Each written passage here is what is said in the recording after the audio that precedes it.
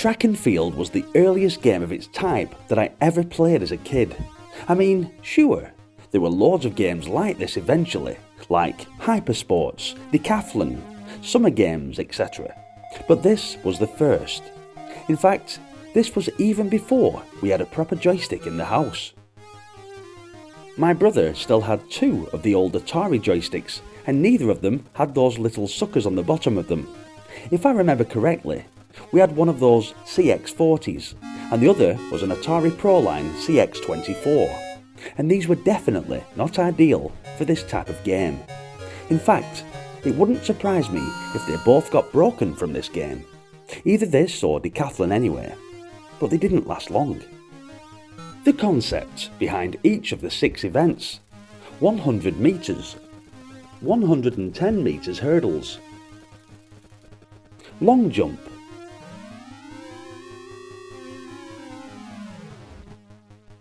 high jump,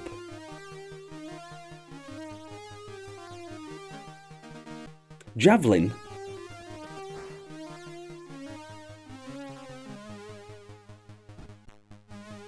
and hammer was devastatingly simple.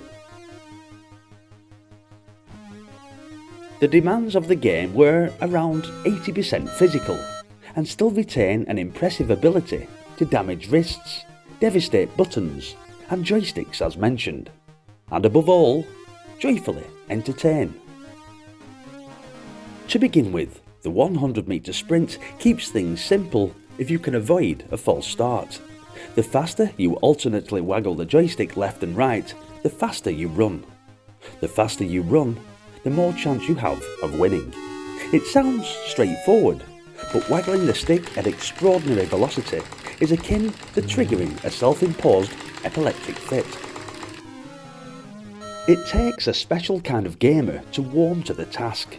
Most of us just collapse in a broken heap, almost as exhausted as we would be in real life. If you've somehow avoided playing one of these games before, be warned. It's one of the most bizarrely amusing spectacles gaming has ever given us.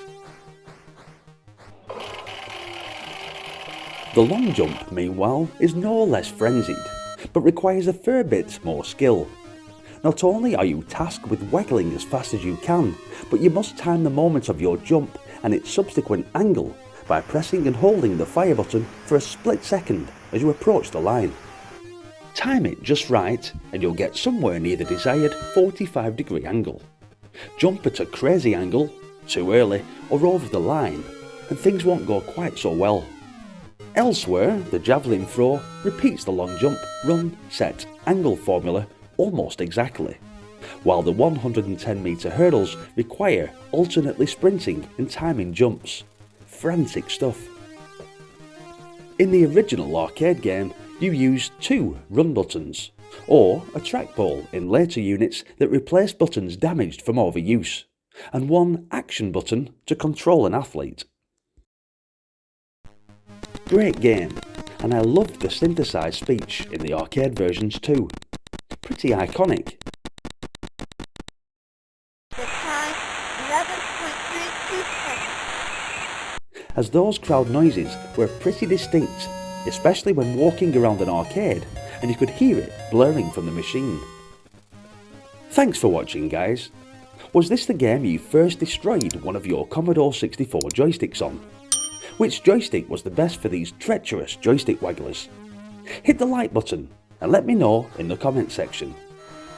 Hopefully you'll look back fondly on this game as I did, but also reminisce of other similar style games such as Daley Thompson's Decathlon, Hypersports, or maybe the Epix game series, which are also on the channel. It'd be great if you could check them out and maybe even consider subscribing to the channel to follow me on this epic journey revisiting classic games just like this. That was Track and Field, and I'll hopefully see you in the next one.